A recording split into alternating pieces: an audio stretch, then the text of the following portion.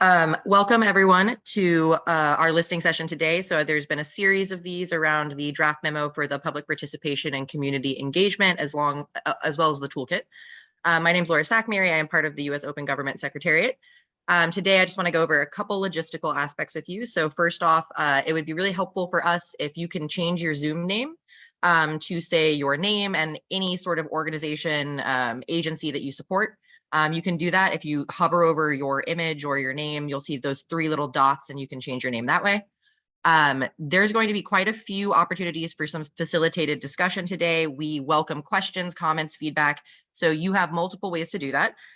You can raise your hand. We would love for you to come off mute, and you can also use the chat box and we can ask your question that way. So however you guys want to do that, that's perfectly fine. And we will send out a summary of questions received and all of that good stuff after the meeting and post that publicly online as well. And last but not least, we are recording the session, so this is being recorded. And with that, I'm going to hand it over to Ms. Shabia Dal, and she's going to talk a little bit about what we're going to kind of talk about today and more so. So there you go. Great. Thank you so much, Laura. And hi, everyone. Welcome and appreciate you joining today. My name is Shabia Dalal, and I serve as the Federal Lead for Participation and Engagement at the White House Office of Management and Budget. This is our third public listening session for feedback on the participation and engagement guidance and draft toolkit that came out from OMB. And so very excited for the discussion to come. Just very quickly, in terms of our agenda, we'll have some quick opening remarks. I'll provide a brief overview of how we got to this particular stage in this effort, and then we'll spend the bulk of our time getting questions and your comments on our draft materials. So before we get into our background and listening session portion, I'm going to turn it over to my colleague, Justin Vail, who serves as the Special Assistant to the President for Democracy and Civic Participation at the White House Domestic Policy Council. Take it away, Justin. Thanks so much, Shabia, and thank all of you for joining us today. I'm delighted to be here along with our federal partners to talk about our collective work to make government more open, transparent, and collaborative. Thank you for showing up today to help us improve how agencies engage with the public. Because each and every day, federal agencies work on policies and programs that touch millions of lives all across the country, from homeowners to veterans to people using bridges and roads to get to where they need to be. Everything we do at the federal government impacts people on the ground. And hearing from those who are most uniquely affected by a particular issue or policy helps us better understand how to address that issue, leading to more effective and responsive government policies and programs. We have made, across the years, progress on strengthening public participation, but of course, there's so much more to be done. It is still too often too hard to engage with the federal government, especially for underserved communities and those whose voices have been too often ignored in the policymaking process. So that's why we are so excited for the draft guidance and materials from OMB.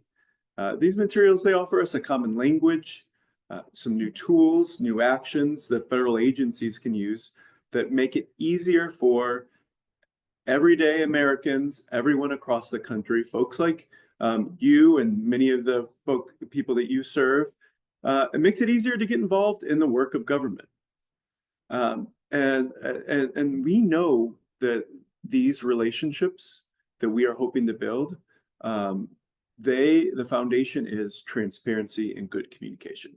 So the research tells us that it's true for institutions that are seen as opaque, are indifferent, that discourages people from engaging with them. And that lack of engagement decreases public trust. We know that public trust is critical for the work government does in order to better serve people, but also to have that baseline strength of our democracy and the feedback loops that we need. So on the other hand, institutions that engage meaningfully with the public can improve transparency, show they care, which increases public trust. It's not just about listening early on, or listening, but listening early on, acting following up and building the relationships. Okay, so my OMB colleagues have tried to model these constructive dialogues and communication and transparency in how they've asked for your thoughts over the last year and have shared feedback. The input that many of you have given us has significantly shaped the latest materials from OMB, and I hope that you will see your contributions reflected. Improving public participation is not always easy. It's an ongoing process, but your feedback in the past and today will further help us ensure that the federal government works for and with the American people. So we recognize that your time is precious. Thank you for being here today, and we really appreciate this opportunity to continue learning from you. And with that, I'll turn it back to you, Shaivia. Perfect. Thank you so much, Justin. I'll go ahead and share my screen once more. Okay. So as I mentioned with the agenda already, if folks have not had a chance to look at the documents that we'll be discussing, they're available at performance.gov/participation. So feel free to go to that site anytime to look at the full text of the two documents, the guidance and the outline.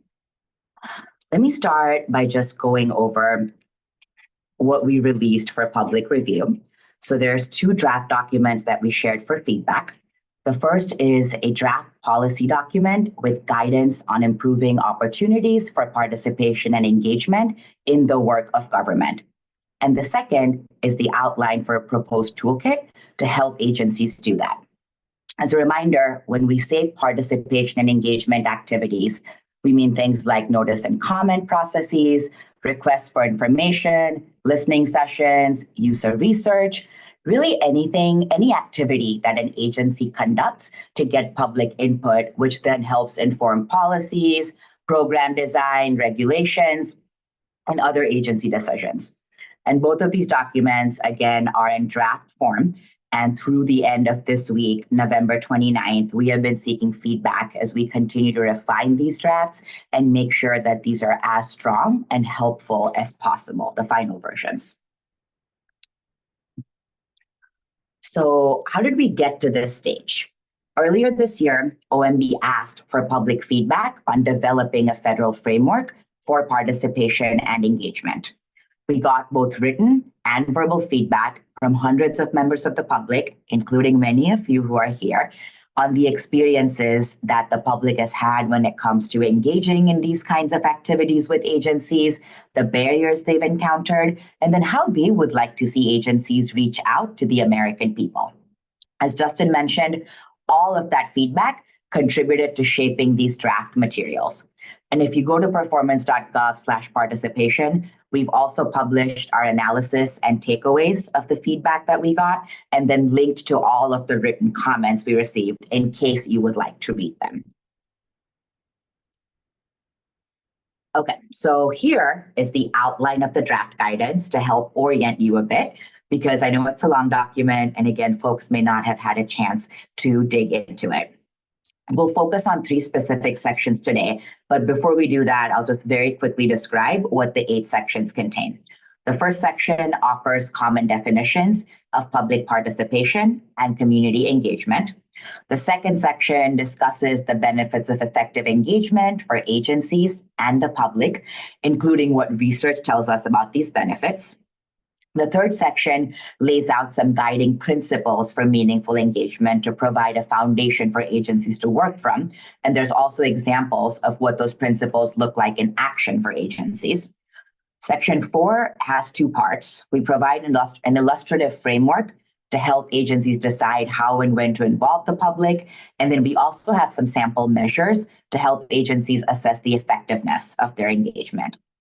Section 5 has specific actions that agencies should take to broaden participation and engagement.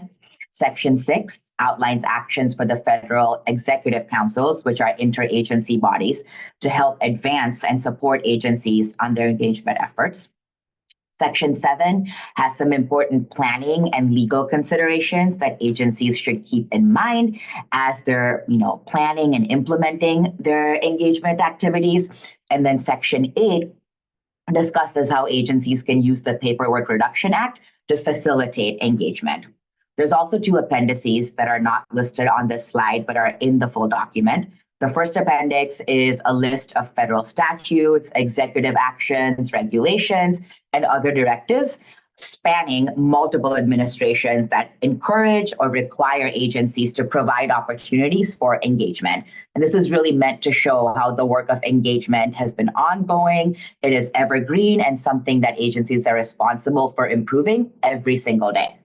The second appendix has an outline of the participation and engagement toolkit that I mentioned. And so our goal is to really help build on and enhance the good work that is happening at agencies in this realm, and then also make sure that we're building on other federal guidance that we have issued already and has been issued in the past. The 3 sections that we'll focus on today are the definitions, the guiding principles, and then the actions that we have for agencies. Before I go into those sections, I'll just pause for a second and see if there's any clarifying questions or anything else that folks are curious about as we dive into this content.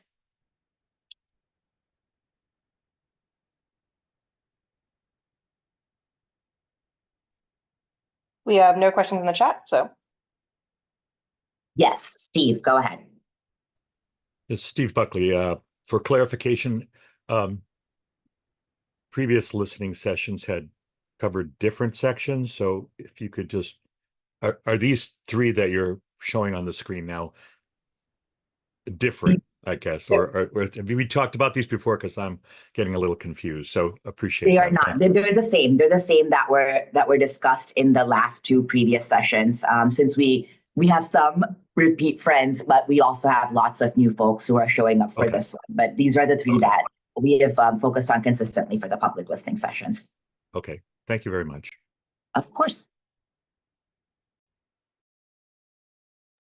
All right, then I will move us into the first section, definitions. So these definitions of public participation and community engagement are based on guidance that was issued by OMB last year on how to broaden public engagement in the regulatory process. And so we've sort of used them as a starter, but now is the time where we are editing and redefining how we have them. I'll read them out loud, and then I'll also pause for a minute so folks can read them on their own. Public participation in government is any process that creates opportunities to involve members of the public in government decision-making. It seeks and facilitates the involvement of those affected by or interested in a government decision, including individuals, state, local, tribal, and territorial governments, nonprofit organizations, educational institutions, businesses, and other entities. Community engagement in government is a more specific concept within public participation that involves agency actions to build trust-based, long-term, and two-way relationships with all communities, including underserved communities that have been historically left out of government decision-making, such as people with disabilities, rural communities, and individuals with limited English proficiency. I'll pause for a minute so people can read it as well.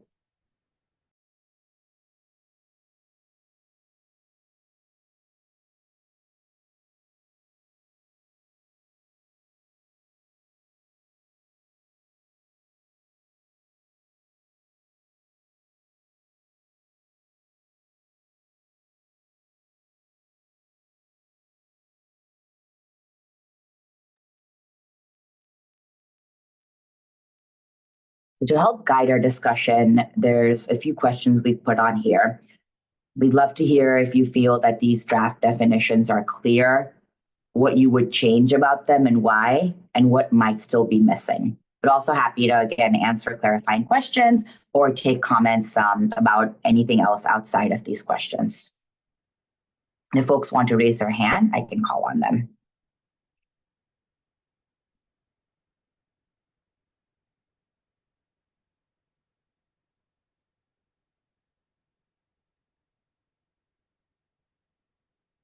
Yes, Alex, go ahead. So, question on the community engagement side. I've been involved for years as a member of the community of stakeholders around the National Archives. The National Archives has roundtables where civil society advocates who work on various aspects of policy around the archives purview are present to have dialogues with agency leadership, with the archivist. That is not a geographic community, but stakeholders around the given agency's activities. To some extent, you're engaging your community right now in terms of the people who are interested in this area in open government in the United States. Would it be useful, therefore, to clarify community engagement to encompass different aspects of community in terms of clarity? Because for some, for instance, regulators, their community might include people who use their website, like the FCC, or consumers who want to put in complaints, et cetera. Right now, it seems to me that it elevates serving underserved communities, which is important, but does not clarify the extent to which the communities that already exist may or may not be engaged by the agency, and the extent to which the agency is creating a two-way conversation like the one we're having right now. Great point, Alex. I'll say that this is not in the main text, it's in a footnote where we define communities, and that's taken from an executive order definition of the fact that communities refers to a group of individuals living in geographic proximity to one another, or a geographically dispersed set of individuals, such as agricultural workers, where either type of group experiences common conditions. So to the extent that you might, in your written comments, suggest specific wording to broaden the definition of communities, that would be very much appreciated, because you're right, it's not encompassing everything that could, be part or be considered a community. We also, I will say, in the footnotes, we also have definitions of trust-based and two-way. So very much welcome edits that folks may have on those, because those were created from scratch based on feedback we got from agencies and other stakeholders in the first round. The RFI that OMB put out. So those are brand new and from scratch and very much open to feedback as well. Thank you, Alex. Others?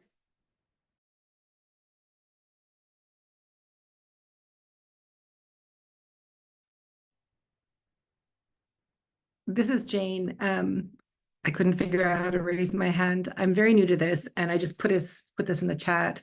But I was just wondering, so it sounds as if that it seems to be a requirement, or is it a requirement for the public to be participating in a pre-existing organization in order to have their voices heard? One thought I had is that not everybody is a joiner, but they may want, well, they very likely would want to have their voices heard as well. Thank you. Thank you, Jane. I'll go to Steve next. Yes, Steve Buckley. I'm speaking for myself. I have been acting for many years as the open government liaison from the U.S. chapter of the International Association for Public Participation. And for those who are familiar with the spectrum of public participation, they'll know that because of the spectrum, there are degrees of public participation. And with the idea being that the public has, in the least degree, they're just being informed. Here's what we're going to do. And they don't really care what you think. And then there's more power to the public as far as input and shaping of the decision, in providing input to the decision-making process, whatever that may be. And it could be something as simple as where to put a new crosswalk in your town on Main Street. But if it's using federal dollars, then yes, there should be able to follow federal standards and be consistent in that sense. So what what I wanted to say was that right now the definition for public participation just says it's a process. It's not an outcome. So the way it's put right now, it's like, well, if we hold a meeting and a lot of people come and we give them 3 minutes at the microphone and we don't answer any questions, or we don't leave enough time for Q&A, which often happens, we've done it. Check that box. Public participation has been done. So, I mean, there needs to be a way to evaluate whether it's meeting a minimum, are we just meaning to inform, or are we allowing for collaboration, or even voting or something like that? So wherever the bar is, there needs to be a way to figure out whether or not it's achieving that bar. And right now the bar is very low. It just says, hey, you have a meeting, people come, didn't have to call the police. You've met your that goal. So I think it's pretty the bar of the way it's freaking right now. It should reflect the fact that there are it's a quality of government, of the meeting, of the participation, as judged by the people who attend that meeting.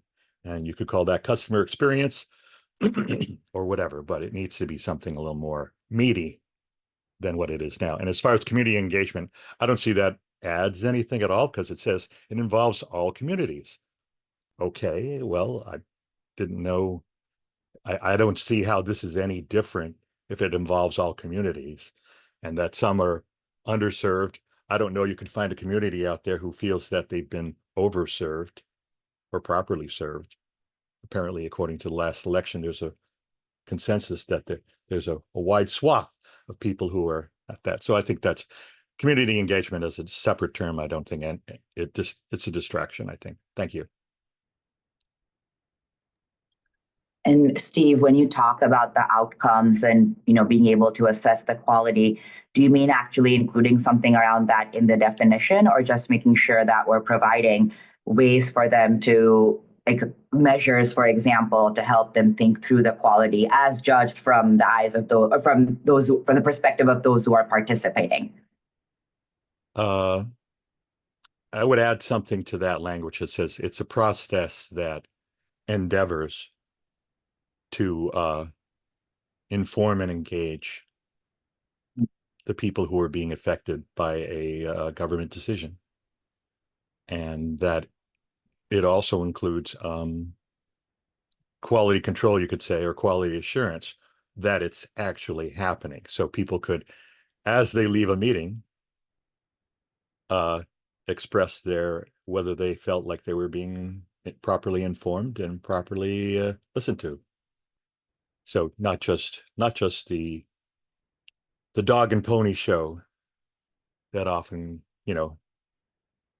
looks like a lot of activities going on, but at the end, a lot of times it's like you never know if it made any difference. And I guess I'll have to go see. I was not aware of, perhaps someone could put a link in the chat as to that where the comments from the request for information were attached. I was not aware of that that existed, because I haven't seen right now. I don't know if any ideas that I gave during the request for information amounted to anything. So yeah, all of the comments are, if you go on performance.gov/participation and sort of scroll down, it has a section around where, like, the kind of feedback we asked for, and then takes you to a page where we summarize who we heard from, the areas they addressed, our key takeaways, and then links to all of the written comments that came in. It's regulations.gov, through the online forum, as well as through email. So did something come out afterwards that said, oh, here's where Steve Buckley said this, and we No. included it or not? It's not. No. That No. doesn't. We haven't done the match. Like, we haven't published that. No. Okay. Well, see, that's the type of thing where if there had been a meeting about major themes, people could have seen that, oh, the issue I raised about this major part, was it even involved? Or why was it not involved, or something like that? And I realize that's often, don't feel bad, that's often skipped over in public engagement. They save time. We'll just skip to the end and come out with a very good draft. And people wonder whether any comments they had made earlier made any difference. So, okay, thanks.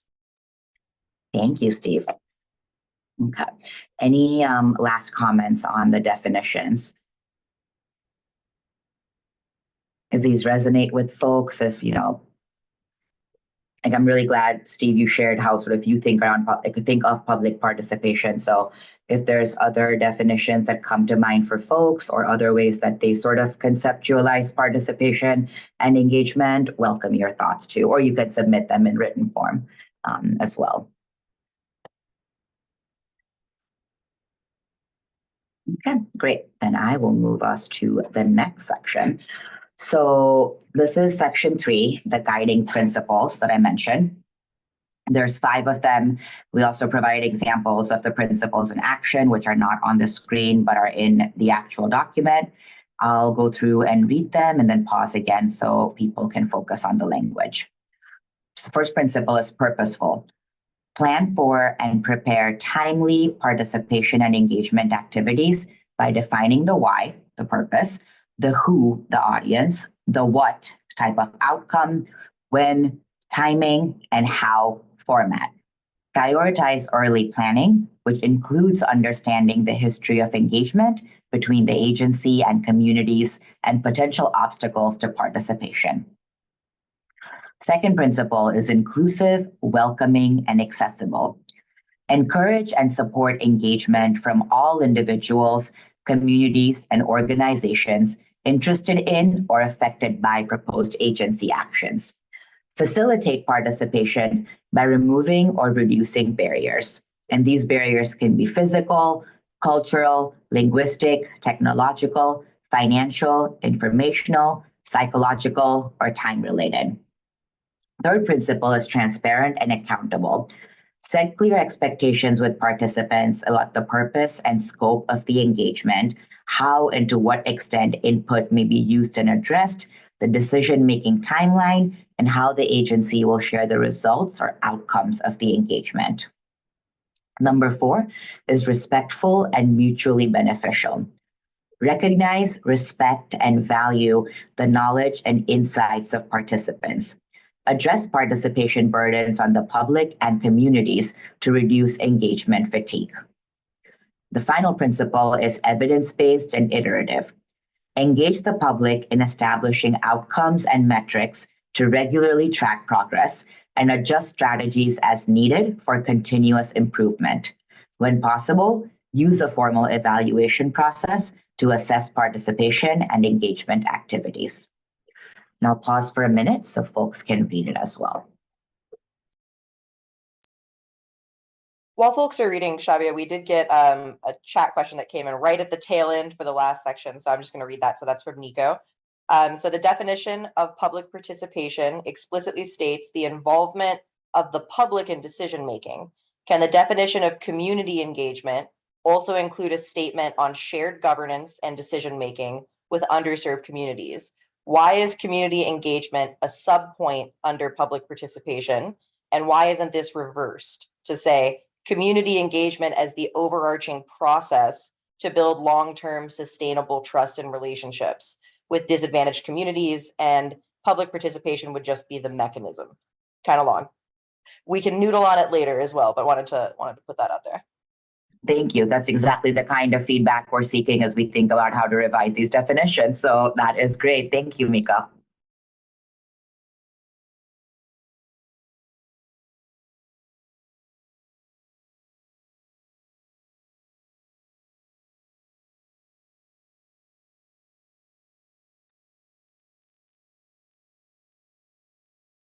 So here we'd love to hear what you like about these draft principles, what you would change, and why. These are an amalgamation of sort of the recommendations that came in from the public in the first round, and we picked up on the common themes and tried to make them sort of, concise, but also thorough. But yes, very open to all thoughts and reactions. Yes, Alex. Not sure how to put this in, but I would say to recognize the importance of open civic space And under respectful and mutually beneficial, think about how and where that could be messaged with respect to equal opportunity. This is a common issue I've seen in the open government consultations. I'm always trying to be mindful of not taking up too much space if others want to speak. It is always the case that people with louder voices can be heard. To take an offline context, I recently saw the Capitol Police maintain civic space outside of the US Capitol by telling one set of people they could not counter-protest in the faces of others or drown their protest out. These are both important examples of public participation in government in terms of petitioning for redress of grievances. It is fair to say that many people, if you create space, will come and participate. And if there is not, I think, an explicit protection of everyone's equal right and maintenance of that space, then you will not get the kinds of dialogues that you want, I'm assuming, like this one. So I would say that under that particular bit of principle, think about equality of speech and protection of open civic space. I think that's particularly important if we think about the online and offline context that participation is likely to result in, particularly if it happens to be on private social media platforms. Thank you. Other comments?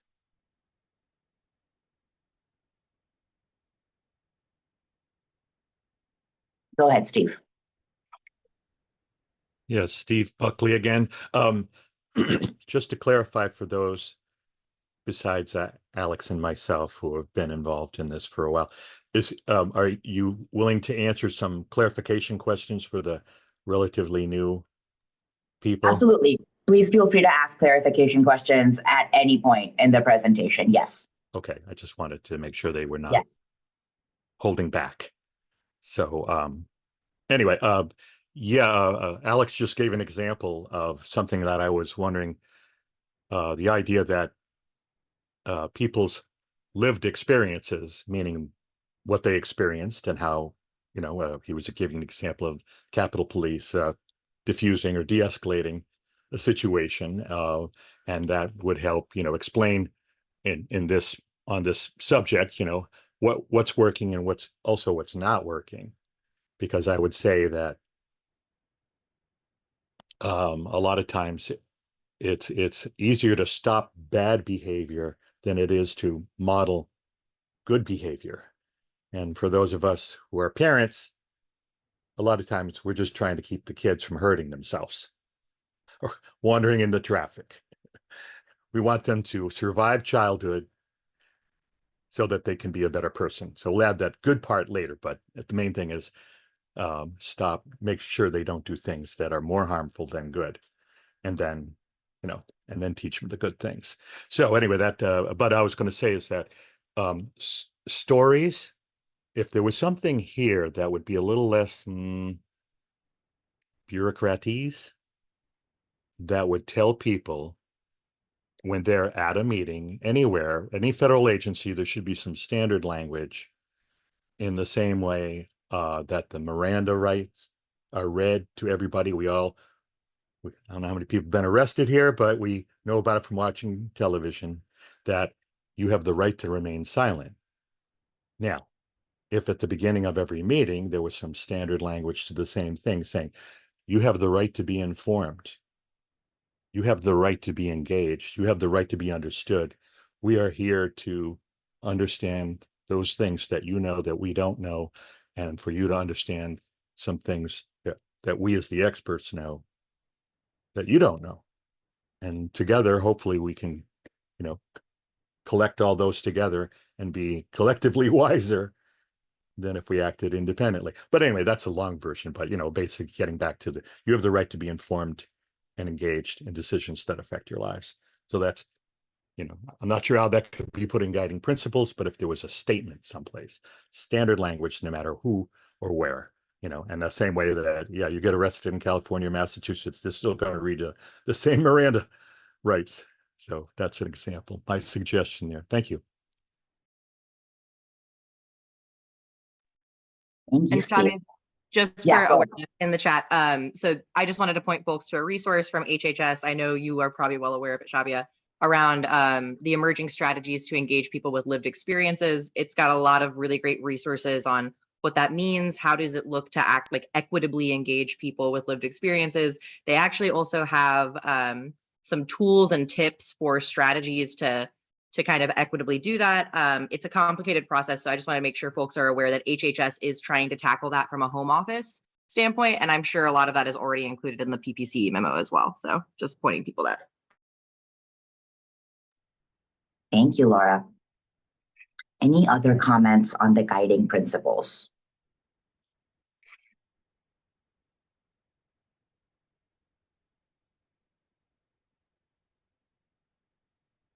Yes, Alex. Thanks for catching the actual physical hand. I know it's some degree in the memo, but I don't see it right here with great clarity, which is to meet people where they are. It is something that everyone needs to do better. I need to do better. Our federal government needs to do better. Media need to do better, et cetera. I think the only ones who are doing well at are the tech companies who are very well finding this exactly where we are.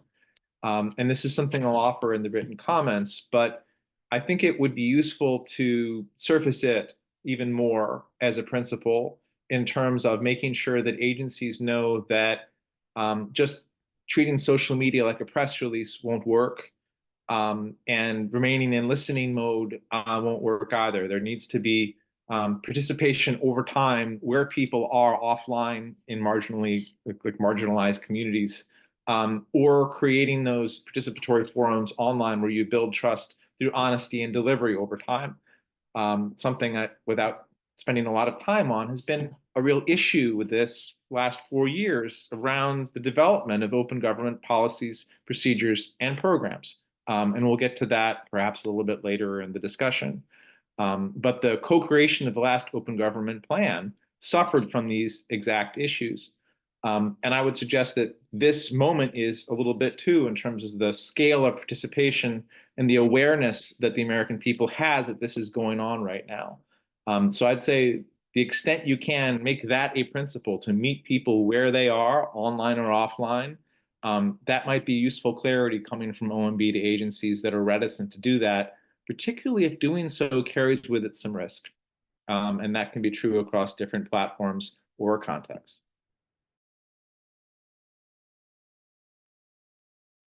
Thank you, Alex. Steve, I'll let you have the last word on this one before we move on. Okay, yeah, Steve Buckley again. And the last, it is number 5 is that last bullet on evidence-based and iterative. I would point out, it says engage the public in establishing outcomes and metrics.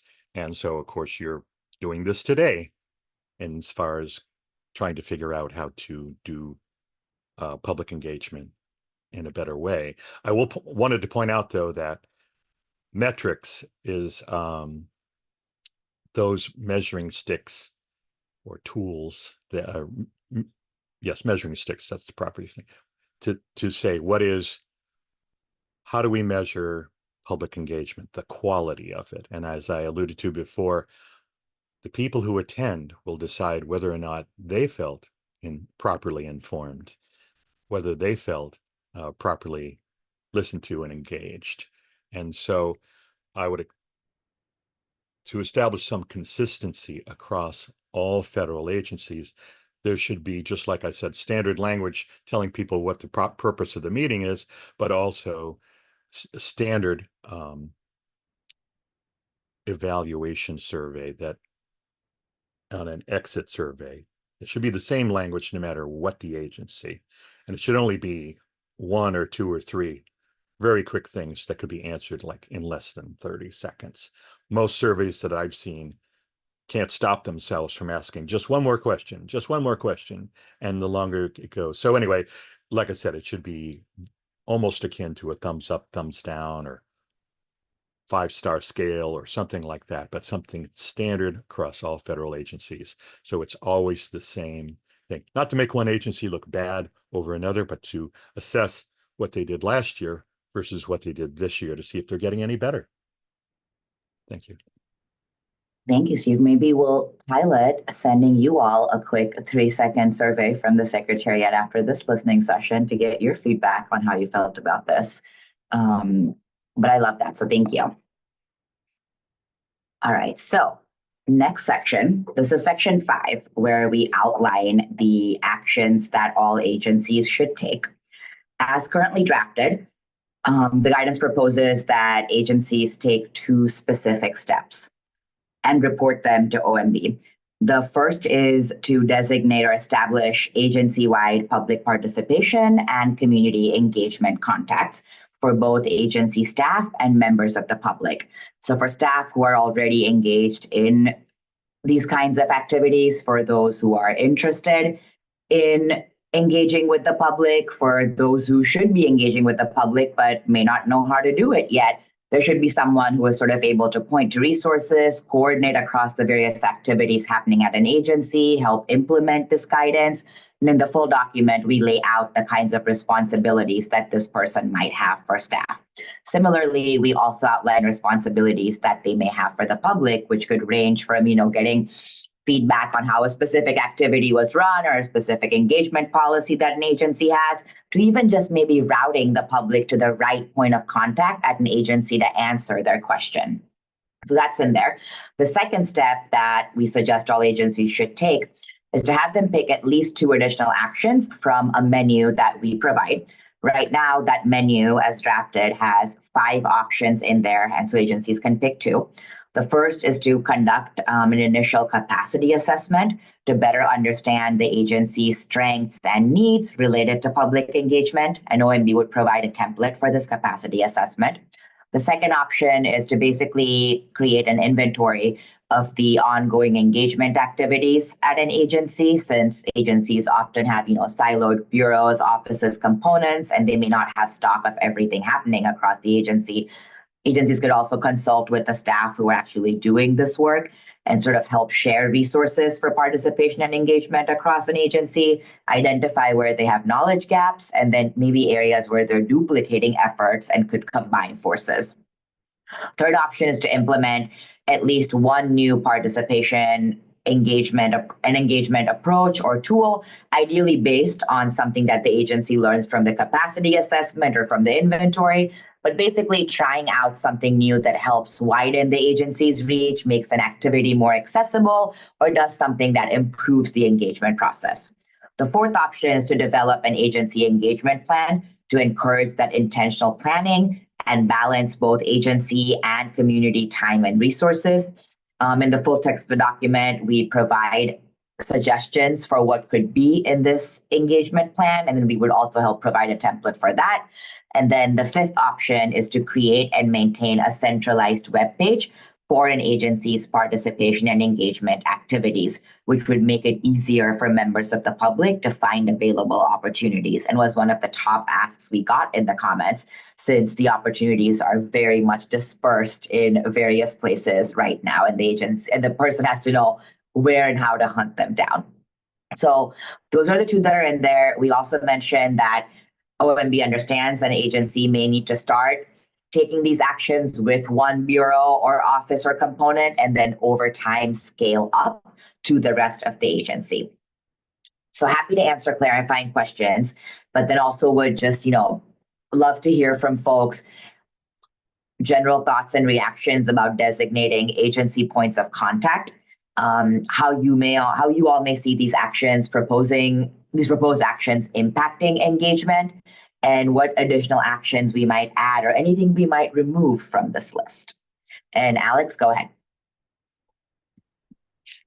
So I actually read all of this. Thank you for posting it online. I wish it wasn't a PDF, but that's a different conversation maybe. And under the agency should designate participation, there is something not referenced here, which is assist in developing and maintaining plans, including the agency's open government plan. And then that footnote notes under the Open Government Directive, which is linked archive site and under BITS, agencies are required to develop and publish an open government plan that describes how they'll improve transparency and integrate public participation and collaboration into their activities. Each agency's open government plan is updated every 2 years. agencies are also required to maintain an open government webpage to provide information related to the Open Government Directive and host the agency's open government plan. It seems to me, now this is an open government theme discussion, that actually should be a top level bullet. If there is an executive order in place and agencies are supposed to do this, then shouldn't OMB be saying that you all should put up a plan? There should be a /open. That is where the American people can go to find opportunities to participate and collaborate, and that OMB itself should be leading on this. The last time I checked, OMB's last plan was, I think, 2010. You cannot see a /open at OMB because there no longer is one. There hasn't been one since 2017. So I would say, in the spirit of good faith criticism to you all, that if you're going to put into this guidance that this is mandated, it should not be a footnote. Actions for agencies should be to comply with the Open Government Directive. If you're doing participation and collaboration, community engagement, then this should be underneath the rubric of open government, and it should be explicit. And that the OMB director should remind them that they all have an affirmative obligation. The guidance actually references a 2016 order from OMB, from Tony Scott and then the OMB director, to all of the agencies to refresh those plans. When I was at the Sunlight Foundation, we watchdogged that, and by and large, most of the agencies had actually done that. One of the ones that did not was OMB. So I think one of the things that you all should seriously consider here is setting up your own /open and directing everyone else to do it as well. And instead of creating an agency engagement plan and maintaining the centralized web page, the White House should have a /open that links to everyone else's /opens.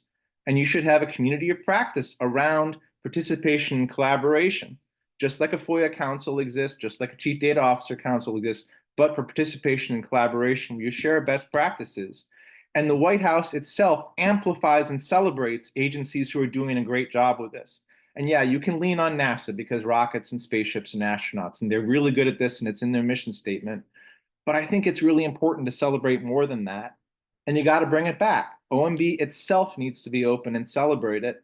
And you need to put open government in this plan where it belongs as its own top level bullet and make it clear that it's not optional. This footnote's excellent, but the footnote itself should be a bullet, and it's not something they can choose from.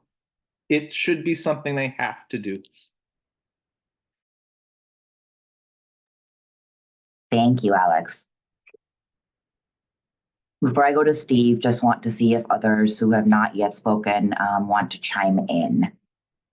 And Laura, let me know if there's anything in the chat. Currently nothing in the chat. So if you want to go to Steve, I think we're good. Great, go ahead, Steve.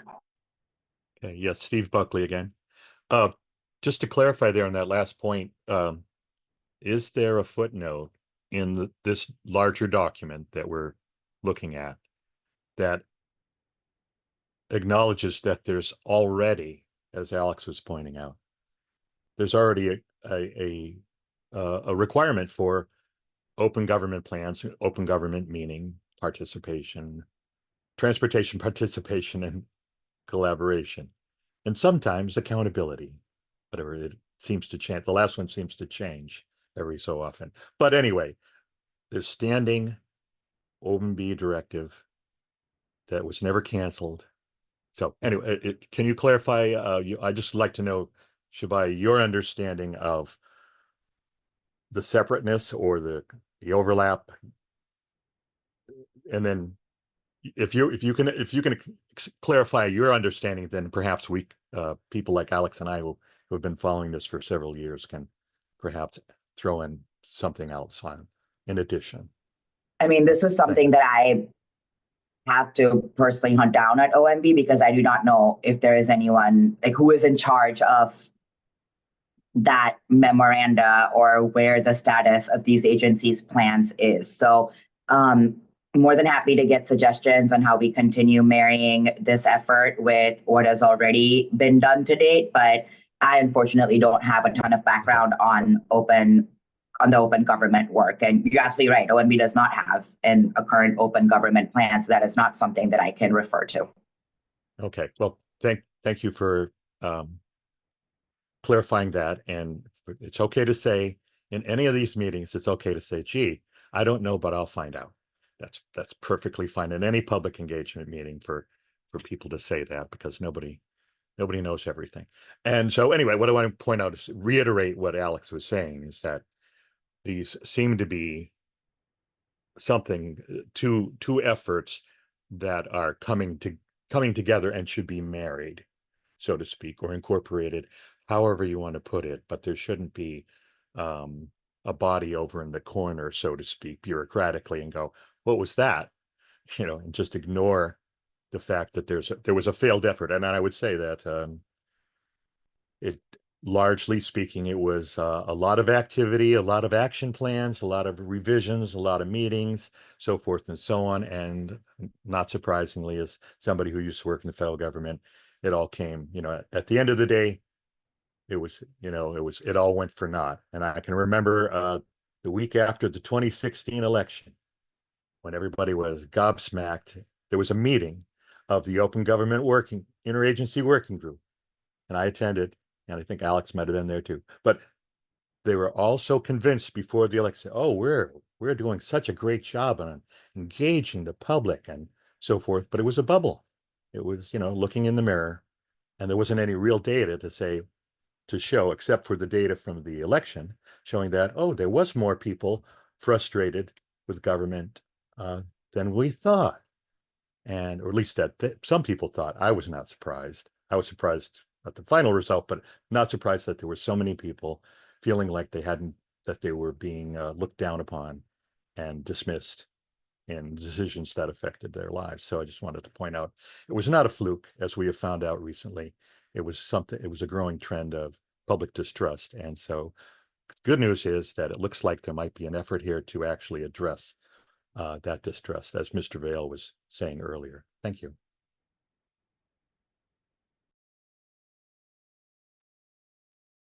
Any last comments on the actions from folks who may not have spoken yet? Feel free to put it in the chat if easier.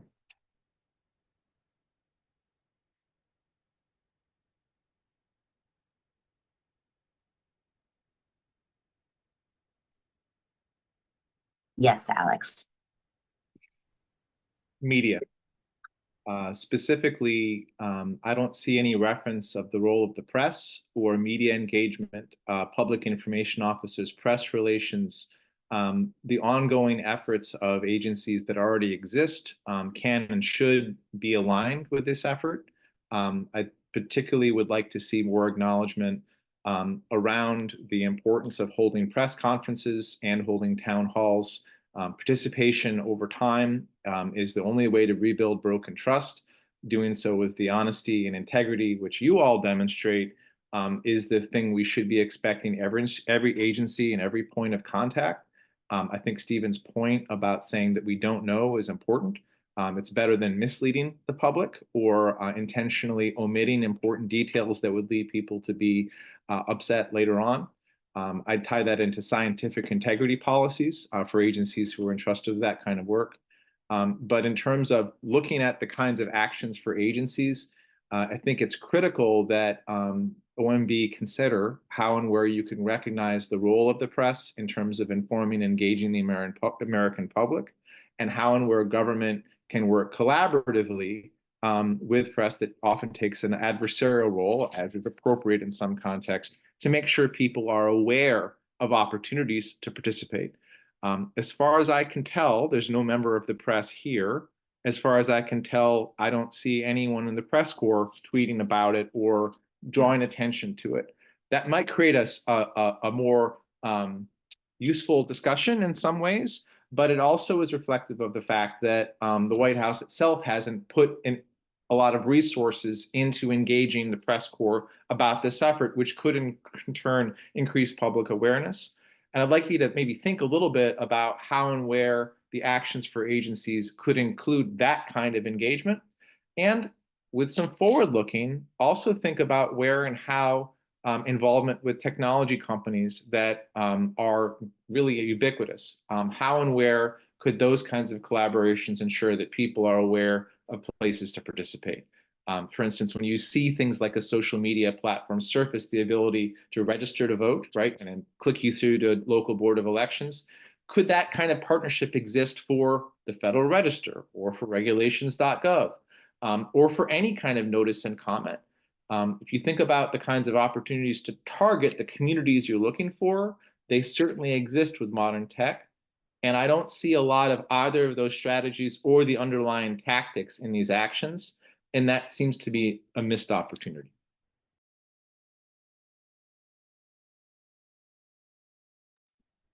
Steve, just in the interest of time, I'm going to move us along to the next part of the section. But if you want to go ahead and put your comment in the chat or blend it with your next comment, happy to hear it. Cool. Thank you.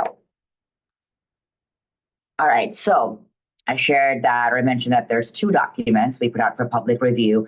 In addition to the draft guidance, we also put out the outline of a proposed toolkit to help federal agencies do this work.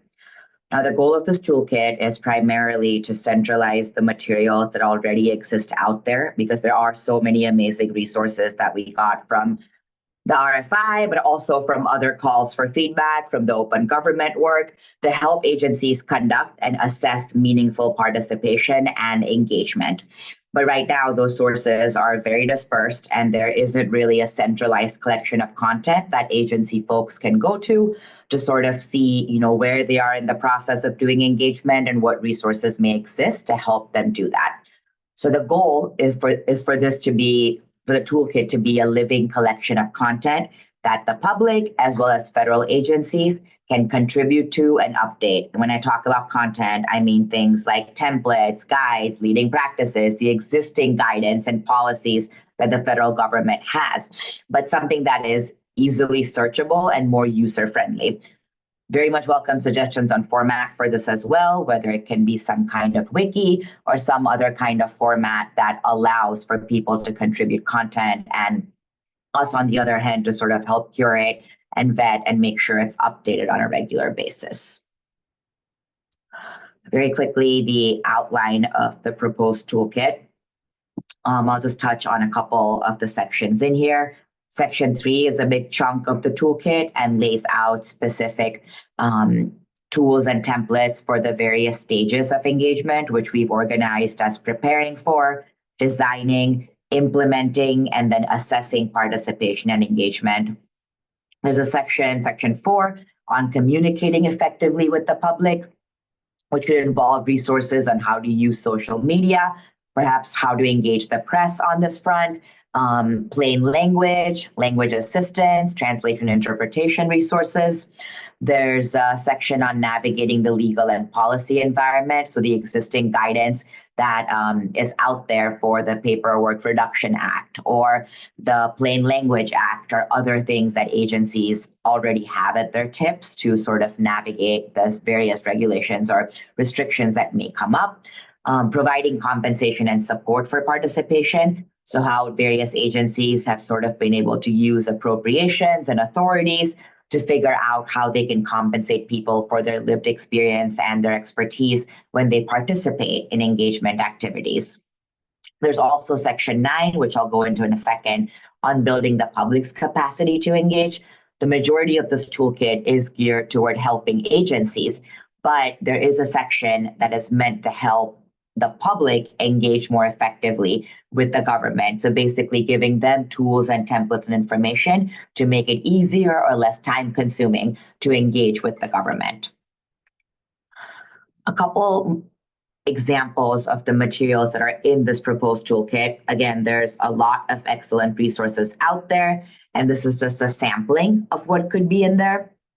So from left to right, we have a checklist for planning meaningful engagement, what to do before, during, and after.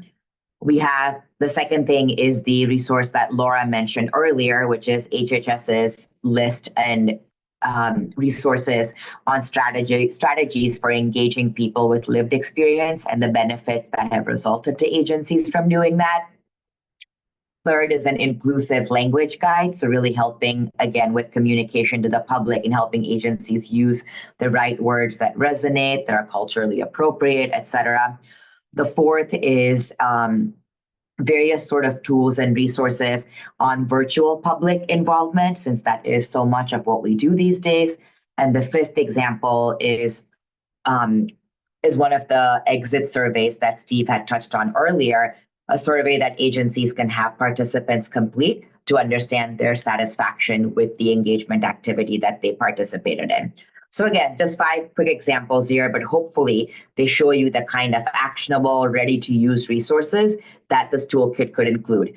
Regardless of where someone at an agency is on their spectrum of experience with this work, they should be able to take something that is off the shelf and use it to conduct public engagement. And that is what this toolkit intends to do, is meet people where they are in terms of different experiences and give them the tools to effectively conduct engagement. The one section I just wanted to briefly discuss with you all today is the building the public's capacity to engage. So as I mentioned, we want to include resources that are geared toward members of the public to help them better participate in notice and comment processes or requests for information or user research. And to give you a more concrete sense, let me show you some of the sample resources in this specific section.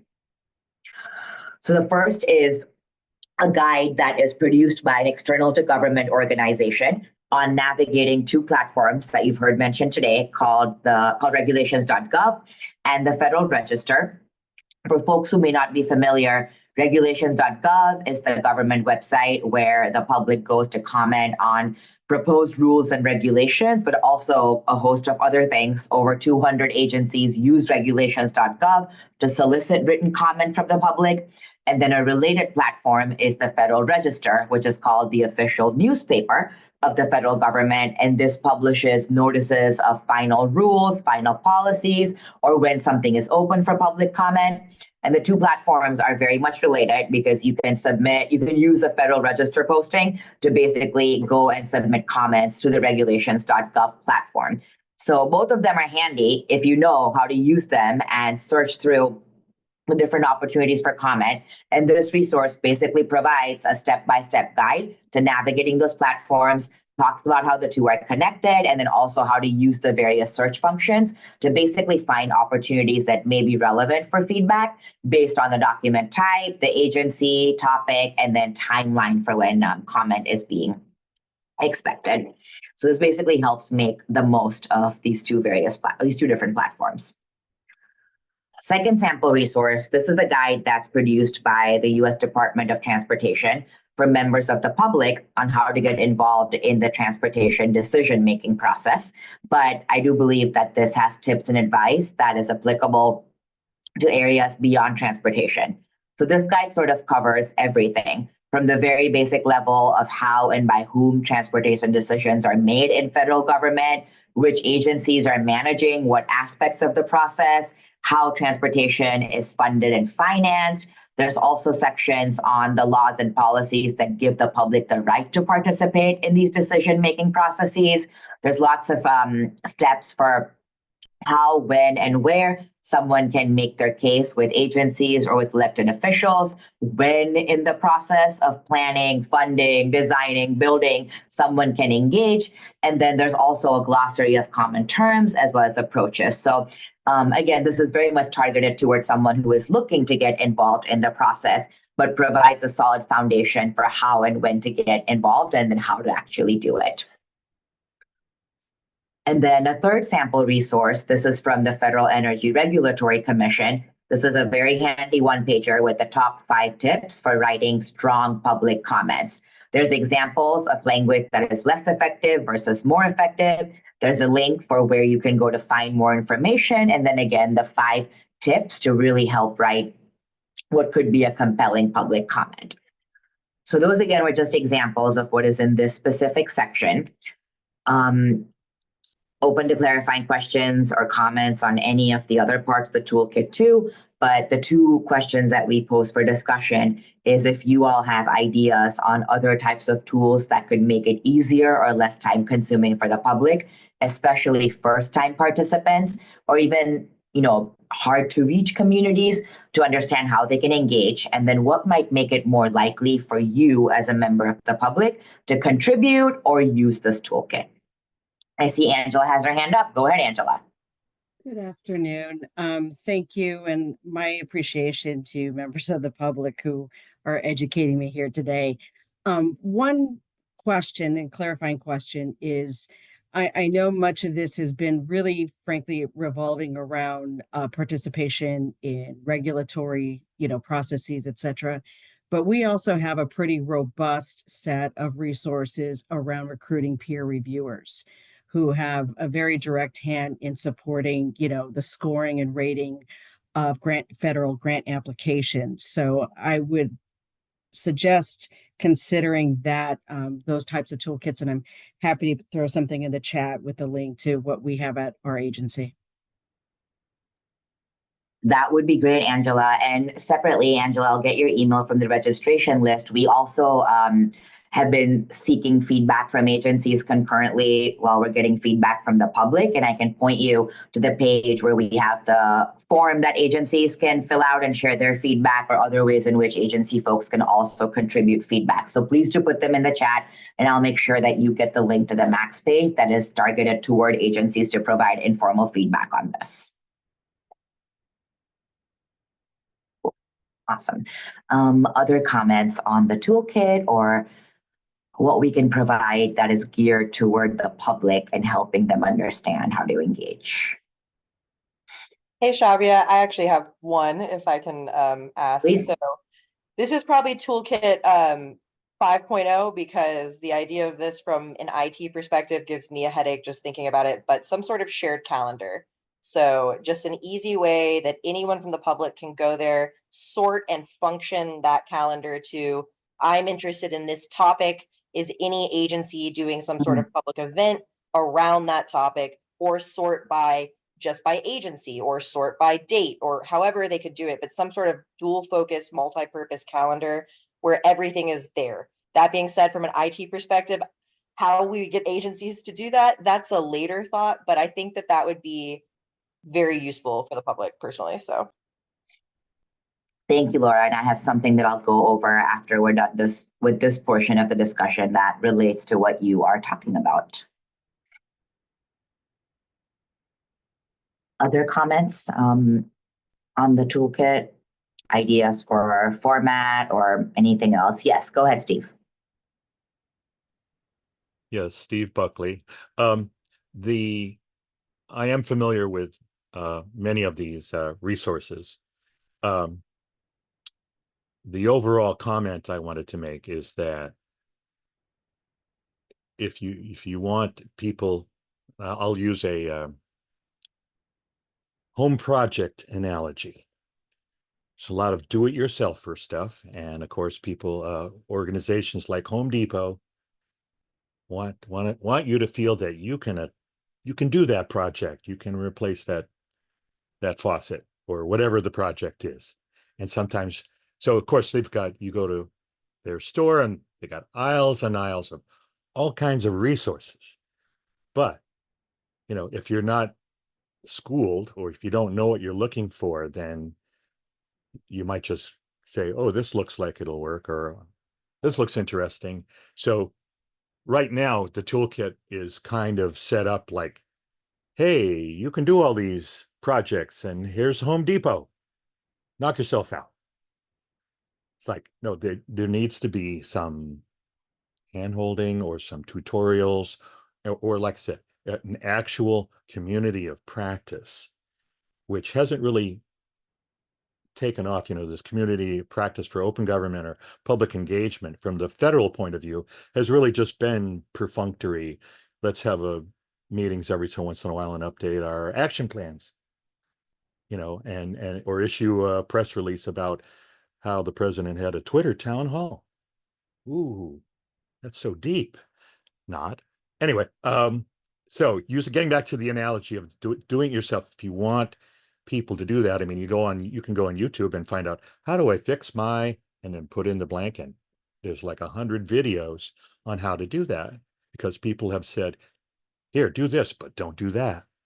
Don't disconnect that wire, and things like that people can actually use, and that the public, it's easy to watch a 3-minute video on some little task. could be a 3-minute video on what goes on at a planning session for making Main Street more more pedestrian friendly. Where to put the new crosswalk, how to do this. The one that on the previous screen that you showed, that program's been around since Obama days, and they launched it like a month before the election, 2016 election, and then it went nowhere for a while, and so forth and so on. But the thing is that that program, that's for people who are like hardcore community advocate. Oh, I really want to get in. They're retired and they have nothing else to do except attend transportation meetings. It's not for your average person. They will. It's like let's learn all the various acronyms and bureaucraties. Let's become an unpaid transportation planner. So that's not that's what that's for. There's nothing that's the short version of the easy start manual you get whenever you get a new gizmo for yourself, and it says, here's the short version, here's the easy start version, and that's what we need. And particularly, you're not going to get people to go to regulations.gov. Hey, want to find out stuff? Immediate barrier. Call it regulations.gov. That'll get them. Yeah, not really. So anyway, just wanted to point out that it needs to be less agency centric and more citizen centric, designed with them in mind, not with what the agency wants to tell them. What would they need to know in order to participate on a very minimal level? Start at the minimal level, not up here, down here. So that's my suggestion. Makes total sense, Steve. And if folks have examples of something that they have seen out there, which gets to more of this like basic plain language way of getting involved, I would love to see that, because I have not yet seen it, and we're happy to create it too, but it would just help to have sort of more ideas from folks on what would be helpful from their point of view versus, as you're absolutely right, us thinking from the agency's point of view of wanting to communicate what the agency does or the ways in which the agency wants to receive feedback. And one more point I just wanted to make. One of those things would be if somebody goes to a public meeting and they get a presentation on what the project is, so they can get up to speed on what problem needs to be solved and how they might be able to provide input on how to solve that problem, because they're going to have to live with it for the next X number of years, is that if an agency or whoever the convener is doesn't follow some basics, like here's the rules on what's supposed to happen, and wait a minute, they skipped this step, or somebody's interrupts me while I'm have my 3 minutes at the microphone and tells me that I'm wrong. It's like, wait a minute, no, you don't interrupt people when they have their 3 minutes. It says, hey, I got 3 minutes here. It doesn't say unless the convener wants to contradict me in the middle of my remarks. And I've seen that. I got video of that happening. So it's who do you report that to when things don't go the way they're supposed to? There needs to be a way. It says, here's the rules of the game, and who's the referee, by the way? Who do I report this to after? Or you could bring it up at that time, but say, but at the very end, if you still feel like the public whoever is that person for the agency, there needs to be more than one person per agency. There needs to be somebody at field offices to say, hey, you had a public meeting and one of your engineers interrupted me in the middle. What about that? Is that okay? And be able to report. So kind of a complaint desk, so to speak, for public engagement. Thank you.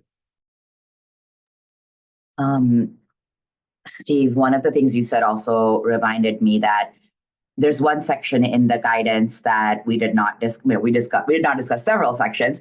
One of them is the section that focuses on actions by the federal executive councils. And so for folks who do not know what those are, there's 12 interagency executive councils, and these include things like the Chief Artificial Intelligence Officers Council, the Evaluation Officers Council, the Chief Data Officers Council. But basically, these are the interagency bodies that sort of help bridge policymaking and then implementation across the federal ecosystem. OMB chairs or co-chairs every single one of them. And so one thing that we do in this guidance is task ourselves with assisting these councils in taking several actions to help support agencies improve their engagement. That includes things like creating sort of topic-specific communities of practice on participation and engagement. So there's a whole community that focuses on federal permitting. They should also have an interagency body that is about participation and engagement in federal permitting, or in federal procurement, or in participatory science, or maybe one of the suggestions we got in another listening session was that OMB sort of convenes this government-wide community of practice on participation and engagement. And then there are subcommittees or working groups that focus on these various topics.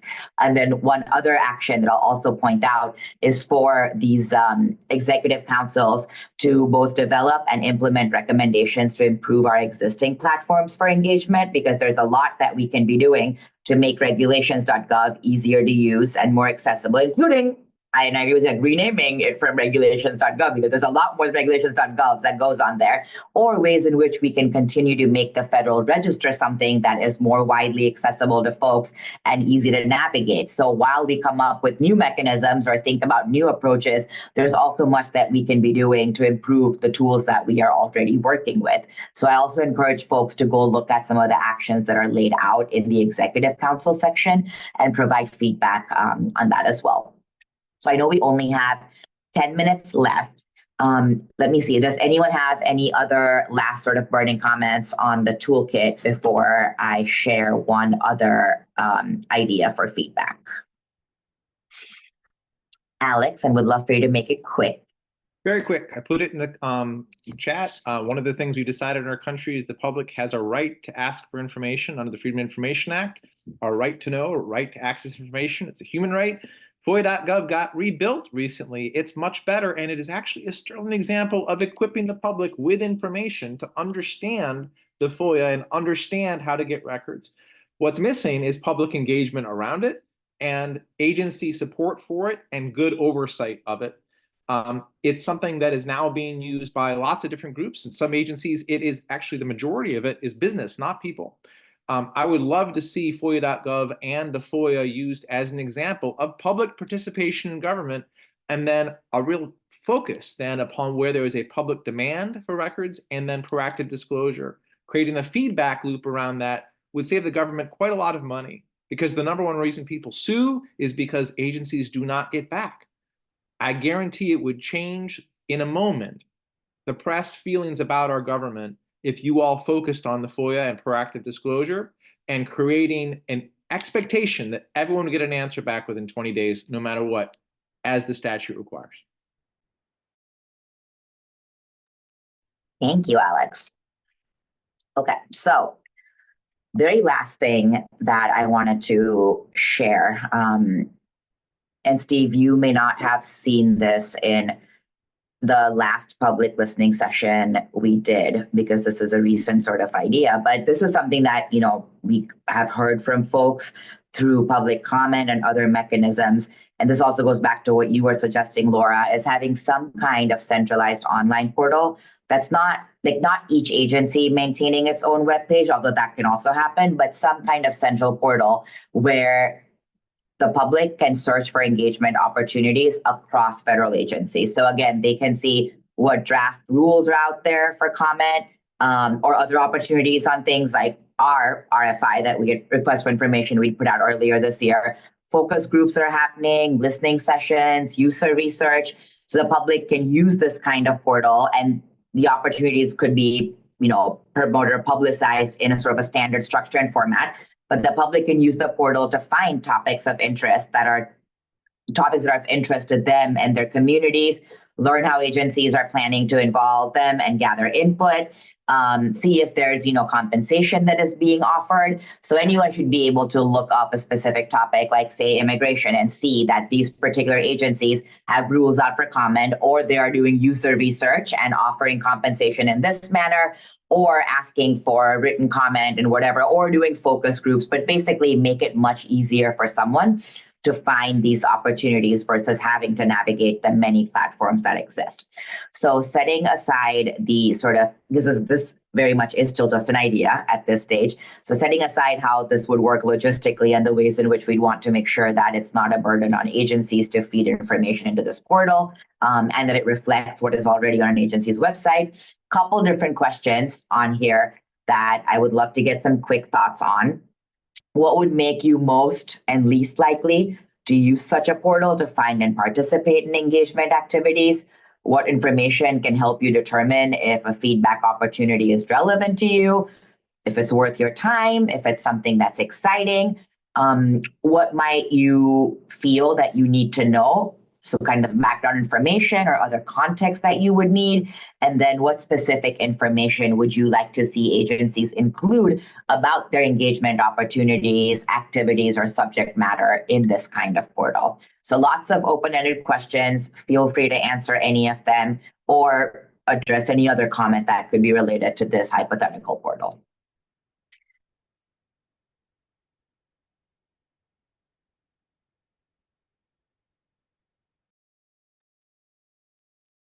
Or if there's examples of something similar that you have seen out there that we might look to for inspiration.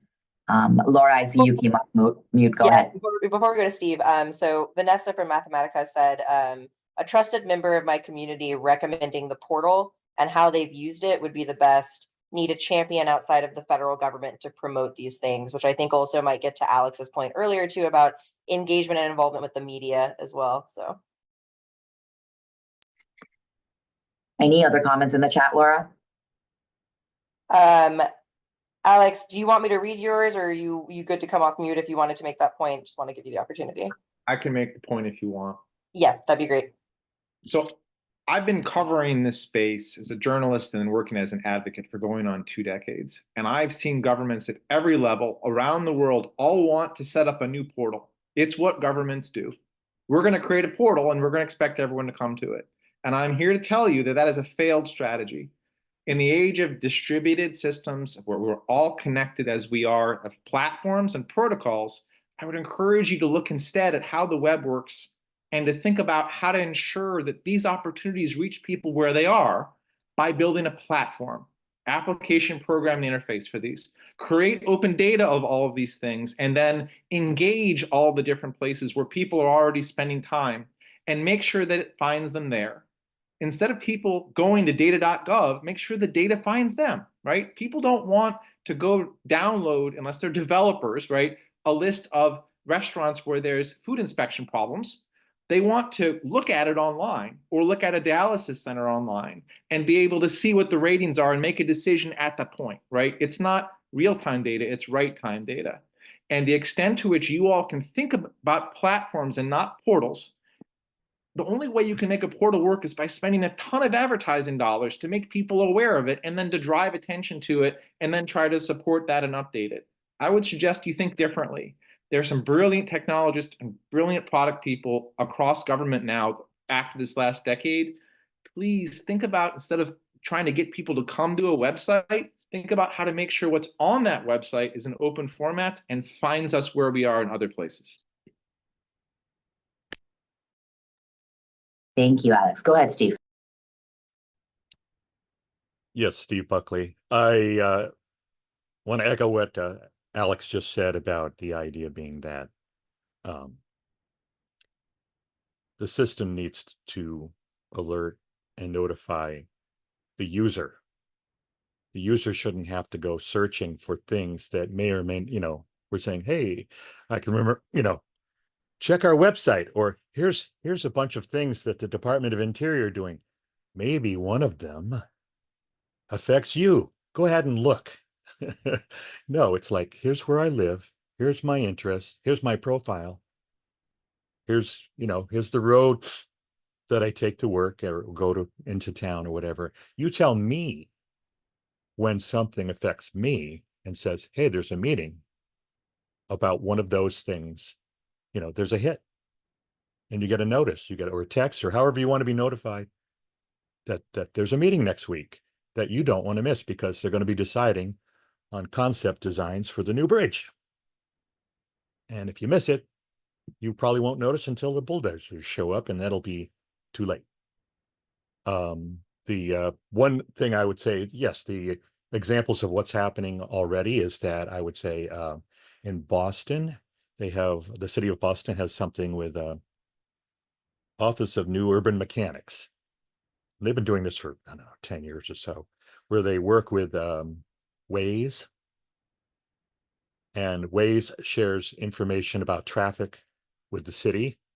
And also, I guess there's some reciprocal there, because then the city can tell Waze and their users, here's what's going on. In fact, they can even say, hey, that route that you take to work every day is going to be construction next week or next month on that, which is like very useful. It's like, well, we were thinking about going on vacation. I think we'll go on vacation that week instead of the week before, the week after, so you can miss construction.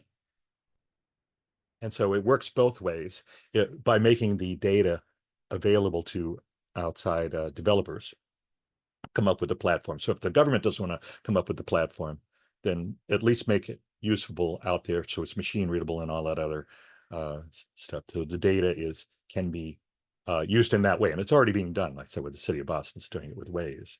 But at the same time, imagine instead of just telling them when there's going to be construction next week, when to avoid using that route to go to work and getting caught in traffic, that it told you, oh, 6 months before, that construction? Yeah. Well, we had a planning meeting for that about, adding an extra lane or a crosswalk or whatever it is. There was a meeting. Yes, they don't just show up and do it one day. There's all these meetings that plan about where to put the crosswalk and how, where the bike lane should go and all these other things. That can be in the same way that you can tell people about the construction. Why not be able to tell them about the meetings? So the platform or the mechanism for doing that has already existed for years. It's simply a matter of the data being made available in a standard format, not just by transportation, but by anyone else, so that they can get the ping that tells them, hey, something's happening next week. You don't want to miss the meeting. And by the way, here's how that meeting works for people who have never been to one before. Thank you very much. Thank you, Steve. That helps me sort of envision how that analogy might apply to the federal level, and similarly some kind of decision or event or action, and then the planning and notification and consultations that took place leading up to it could be shared with the public as well. So thank you for that. I know we are at time. Thank you all again for joining today. I know it is hour and a half is a lot to ask of folks, especially in the middle of the day. So I do really appreciate that. In terms of next steps, once again, we're taking feedback in written form until the end of this week, until November 29th on performance.gov/participation. There are 2 simple forms that you can fill out to provide feedback, one form for the proposed guidance and then one form for this toolkit. This was last public listening session, so we will not be having any more listening sessions for this week. And then we've already started reviewing and sort of, making tweaks to the documents based on what folks have shared in listening sessions and what we've gotten to the written comments. We expect to get some more by the end of this week, and then we will continue editing this draft, get it through our own formal clearance process with agencies, and we're working toward getting this guidance out by the end of the year, along with the first iteration of this toolkit. It's not going to be the full toolkit yet, but it is a few modules and sort of an initial format to try out as we keep updating and improving and building it out. Again, you all are lovely for joining today. Thank you for continuing to provide thoughtful feedback. I know many of you have been engaged in this work for a while and may find yourself repeating this information, but I really hope that you see some of these contributions start being part of this work, or that you see some of your comments already reflected in here. I believe we'll be posting this recording and the slides are up already on the Open Government webpage, but please keep an eye out for when we share the final draft and the final guidance and the final iteration of the toolkit. But other than that, nothing from my end, just lots of gratitude. And I hope you all have a safe and restful Thanksgiving. Thank you for joining us today.